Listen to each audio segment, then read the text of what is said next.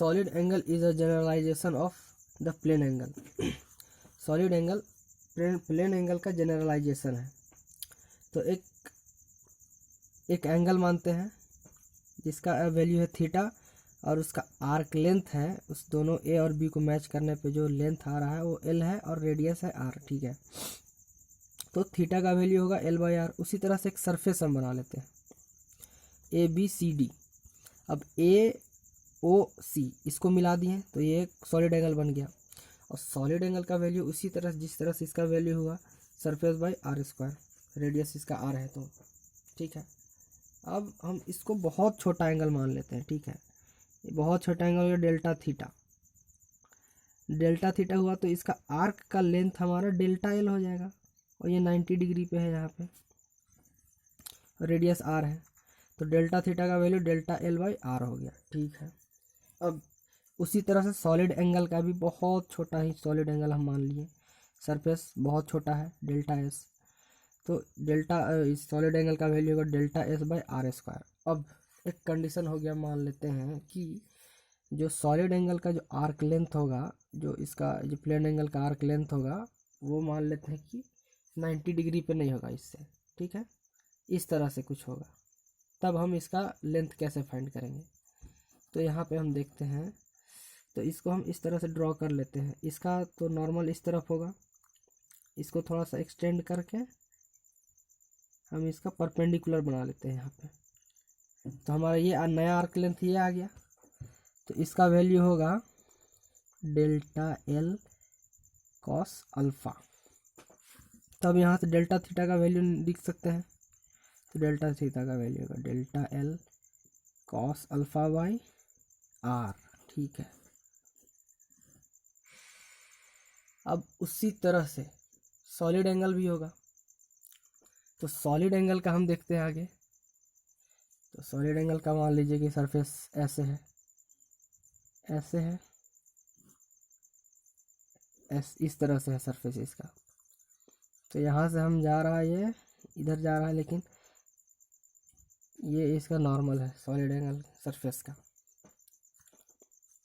ये angle alpha यहाँ पे डेल्टा ये रॉ। तो इस सरफेस का वैल्यू क्या होगा, इसका डेल एस है, तो इसका 90 डिग्री पे इस सरफेस का वैल्यू क्या हो जाएगा हमारा डेल एस कॉस अल्फा। तो सॉलिड एंगल का हमारा वैल्यू आ जाएगा delta S cos alpha by R square. यहाँ तक समझ आया? ठीक है, यहाँ तक वैल्यू आ गया। अब हम आगे देखते हैं, अगर ये जो हमारा प्लेन एंगल है वो एक कंप्लीट सर्कल होगा, तब हमारा ये थीटा का वैल्यू क्या होगा। अगर कंप्लीट सर्कल होगा तो थीटा का वैल्यू हम जैसे लिखते हैं एल बाई आर। ठीक है, तो लेंथ हमारा क्या हो जाएगा, आर्क लेंथ हो जाएगा 2 पाई आर बाई रेडियस आर है आर, आर आर कैंसिल हो गया, तो हमारा थीटा का वैल्यू आ गया 2 पाई। ठीक है, यहाँ तक समझ आया आपको? और अगर ये इफ यहाँ पे लिख देते हैं, if it's a complete circle. अब यहाँ पे देखते हैं ये कंप्लीट स्क्वायर हुआ। इफ आगे पे देखते हैं, if it is a complete square. अगर कंप्लीट स्क्वायर हुआ तो क्या होगा, तो कंप्लीट स्क्वायर होगा तो इसका हम इसका फॉर्मूला क्या लिखे हम, ये हमारा हो गया एस बाई आर स्क्वायर, ये है फॉर्मूला।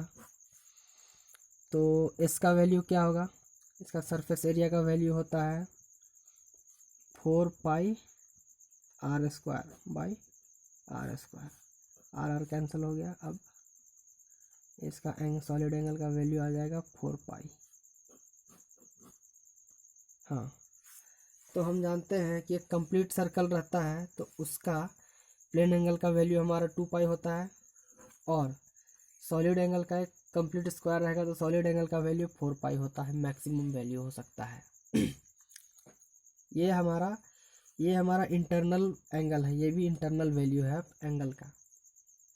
अब हम कंसीडर करते हैं, देखते हैं, चेक करते हैं कि अगर कोई भी कंप्लीट स्क्वायर है, कंप्लीट स्फेयर है, तो वो एक्सटर्नली क्या एंगल बनाता है। तो कंसिडर करते हैं, ऐसे मान लीजिए कि एक इस तरह से कोई स्फीयर है, ठीक है, ऐसे ऐसे, ये हो गया ओ ए, ये कंप्लीट नहीं है, ये अधूरा है, तो ये कुछ कुछ मान लेते हैं कुछ एंगल बना रहा है आपका सॉलिड एंगल, कुछ ये मान लेते हैं, इसको और छोटा करते हैं।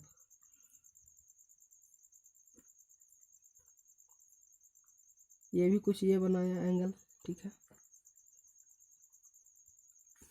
इसको और छोटा करते हैं,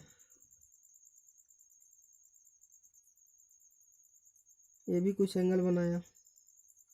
अब धीरे धीरे धीरे धीरे हम इसको कंप्लीट कर देते हैं, तो एक्सटर्नल में कोई एंगल नहीं बनेगा। तो एक कंप्लीट स्क्वायर एक्सटर्नल में कोई भी एंगल नहीं बना सकता है, बाहर में कोई भी सॉलिड एंगल नहीं बना सकता है। तो कंप्लीट स्क्वायर बोला, कंप्लीट स्फीयर बाहर में कोई भी सॉलिड एंगल नहीं बना सकता है।